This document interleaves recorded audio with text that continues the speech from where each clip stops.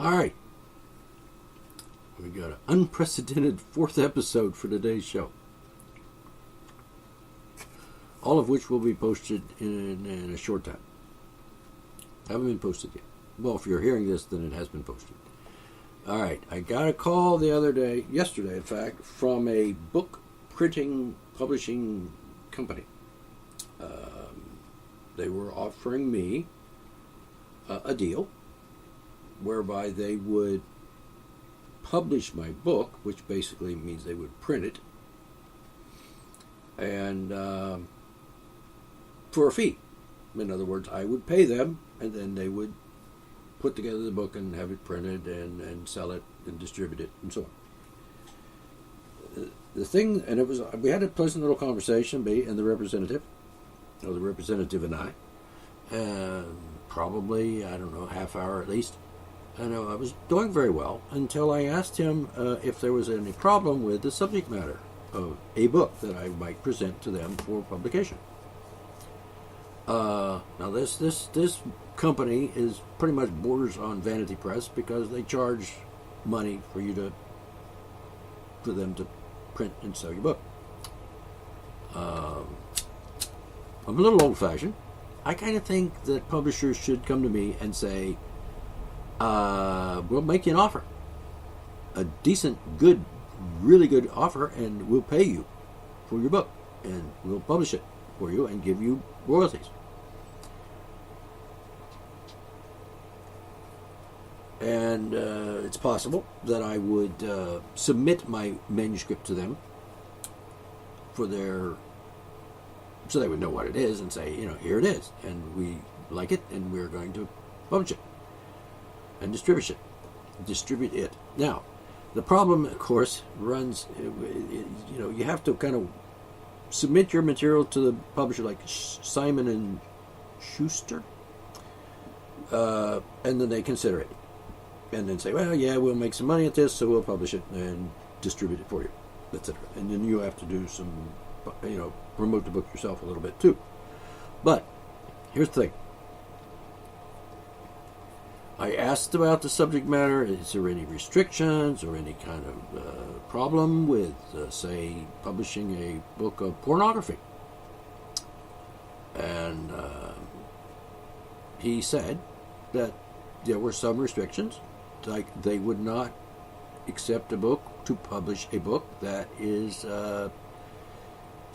contains in the book, in the text of the story of the book, we're talking about a novel here, for example, they would not accept anything that was, let me put it this way,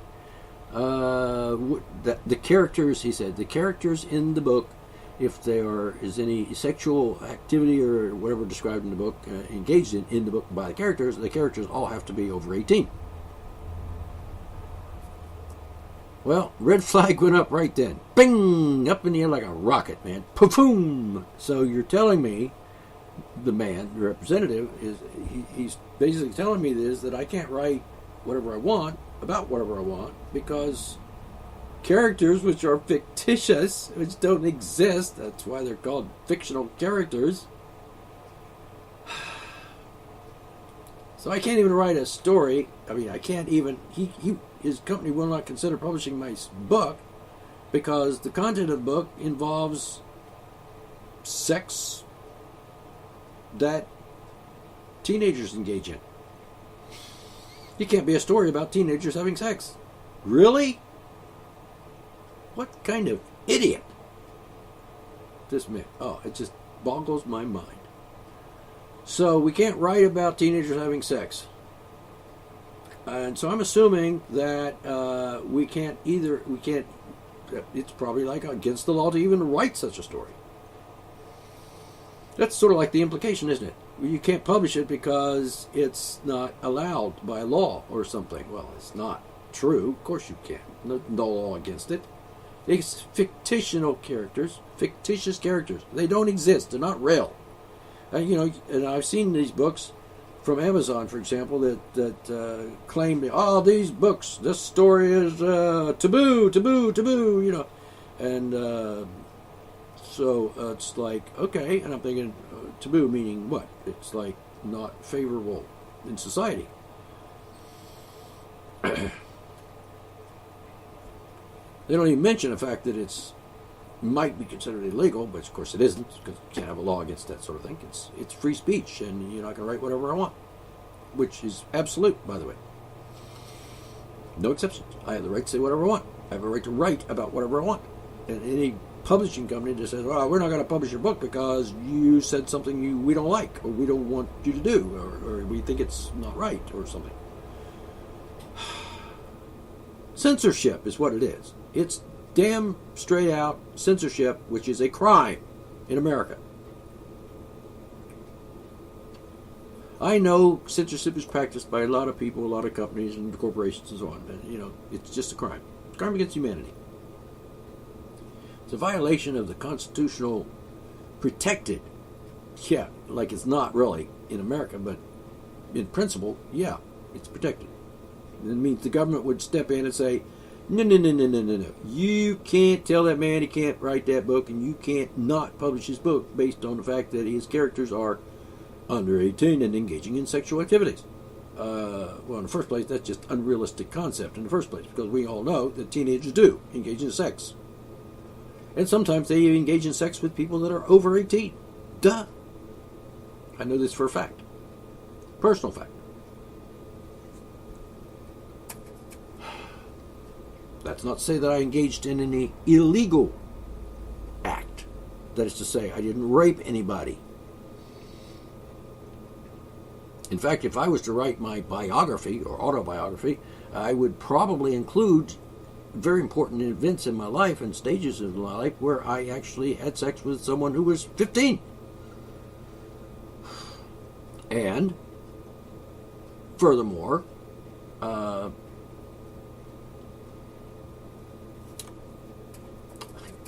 I don't lost the words at how outrageously stupid some people are. At any rate, what I'm saying is that if I wrote my autobiography, I would include in that the fact that there was a time in my life when I actually I had a girlfriend, and I loved her, and we got married eventually. She was 16 when we got married. Which apparently, even after we're married, which is a condition, that you know, you can do that, and I did, and she and I got married, and when she was 16. So the fact that if I wrote the story, like in an autobiography of that time of me meeting her and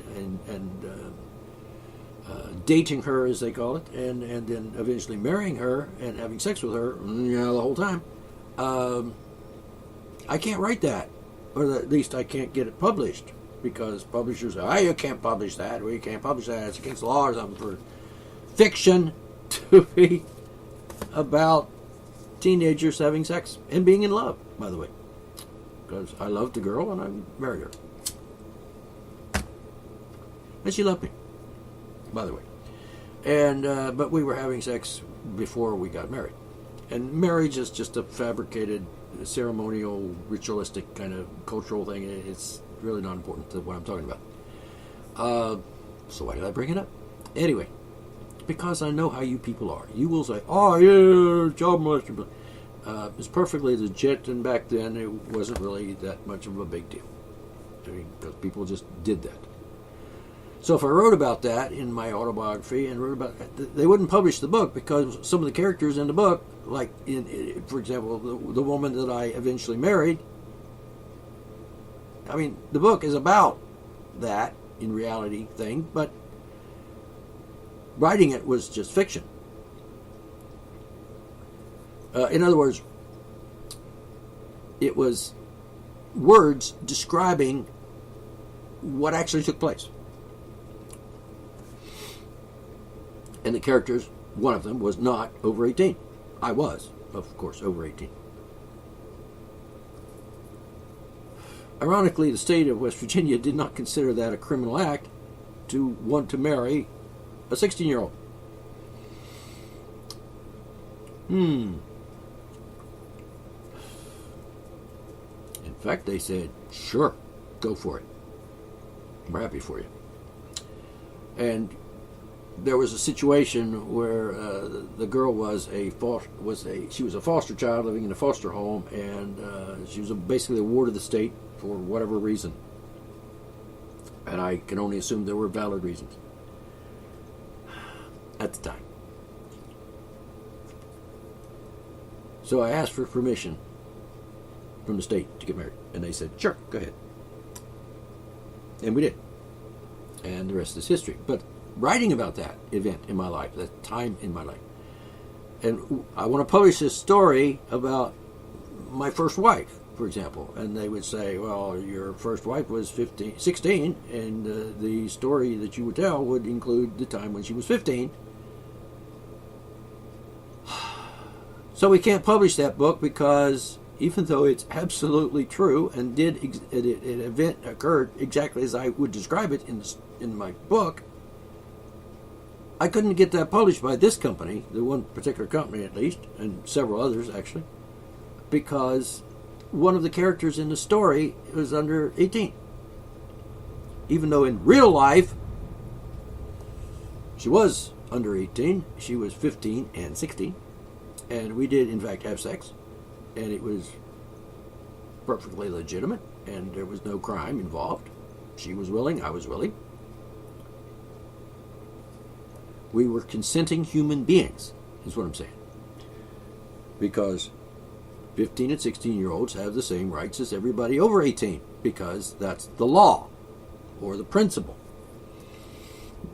All men and women all mankind are created equal, kind of thing. And equal under the law, meaning the law cannot discriminate against a group of persons or individual person.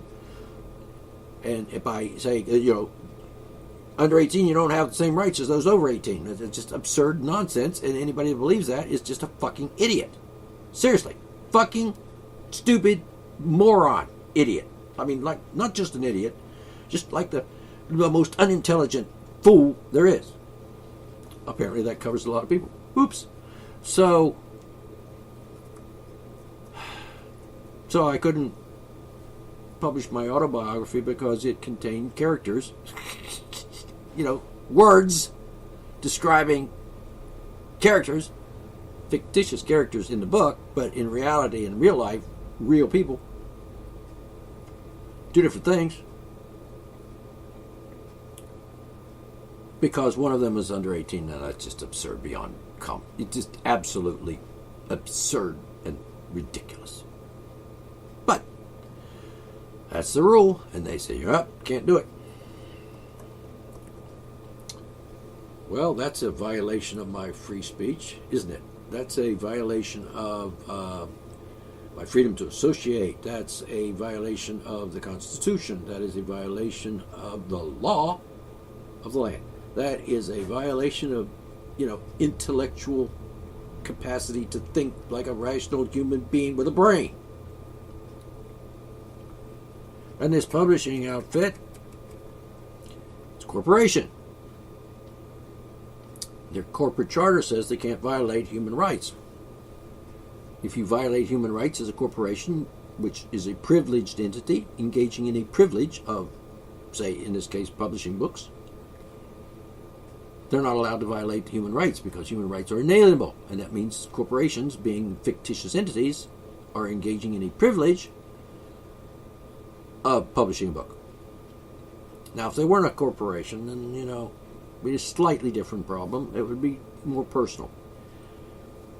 But if you violate the corporate charter, which says you can't violate the rights of human beings, real human beings, well, among them being the right to tell my story about my early life.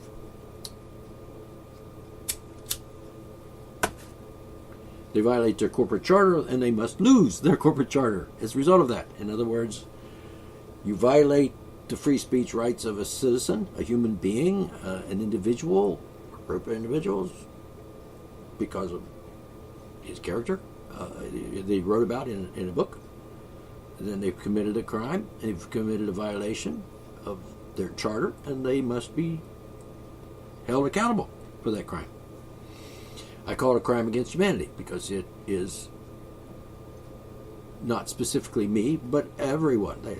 Universally, we will not publish a book that has characters in it that engage in sex that are under 15, under 18.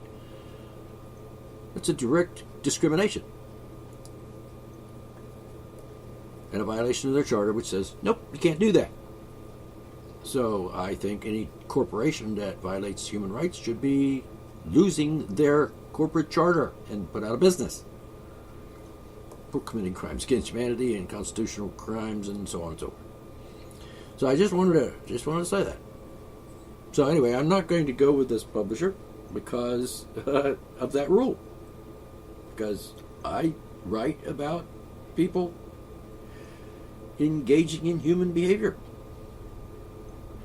A lot of people engage in human behavior. Like everybody, to some degree, engages in human sexual behavior. And I can't write about that. I can't write about two teenagers in love who, decide we love each other.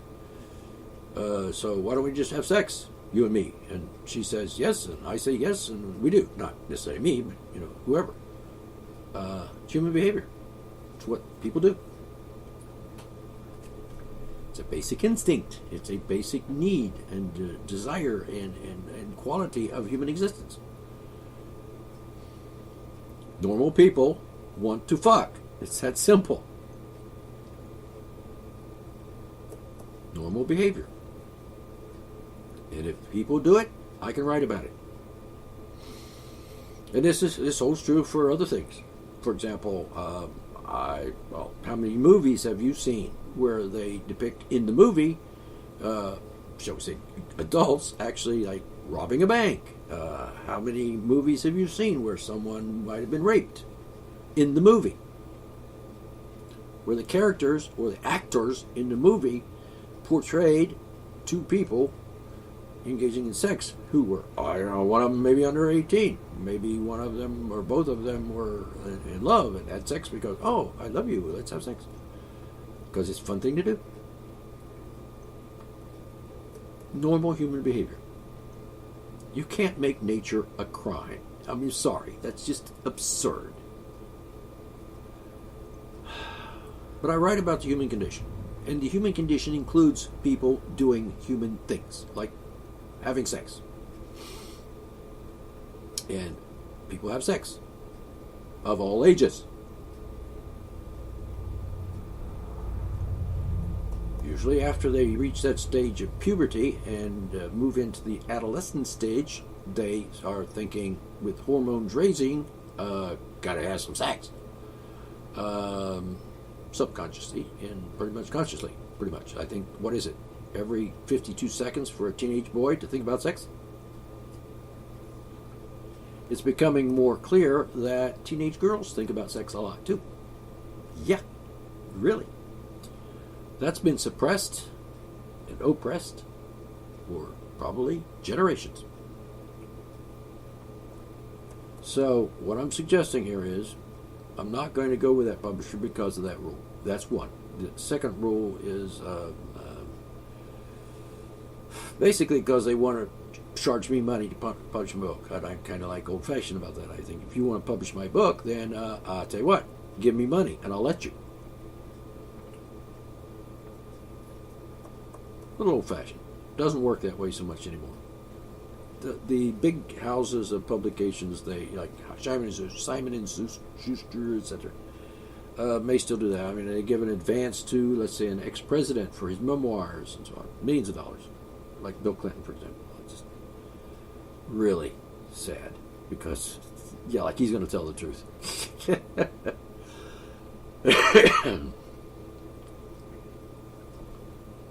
But hey, more power to him. Free speech and all that. He's free to lie all he wants. Now, I'm not saying that he lied in his book, but I'm just saying it's possible. Which is not to say I didn't lie in my book either.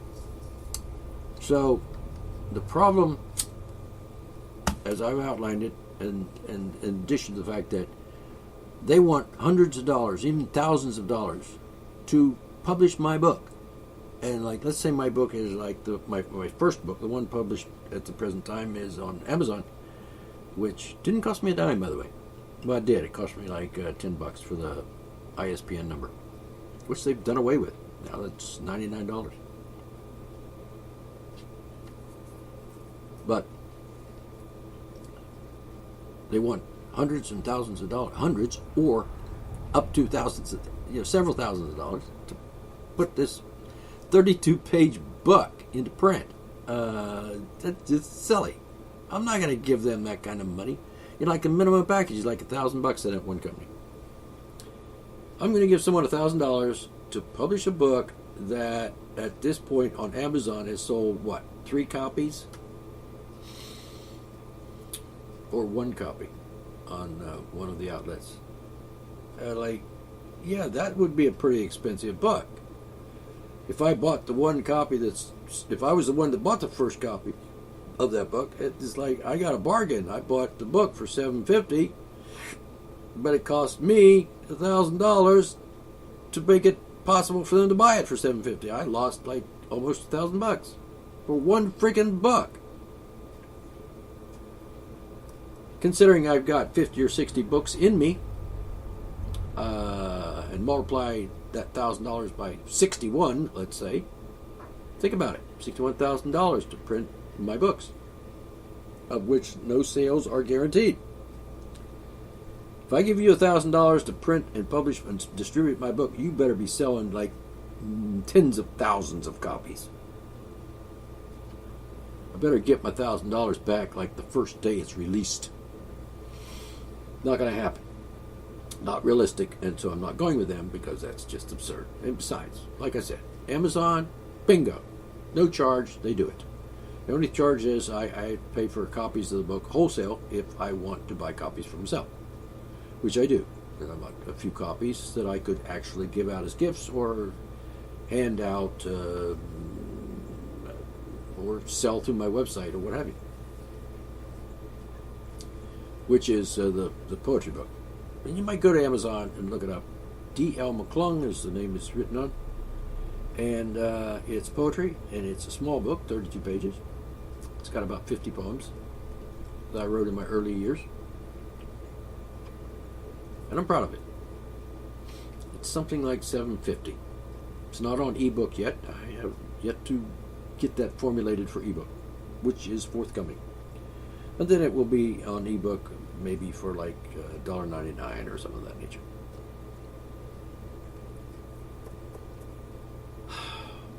So, keep all this in mind. Give it some thought. Think about it.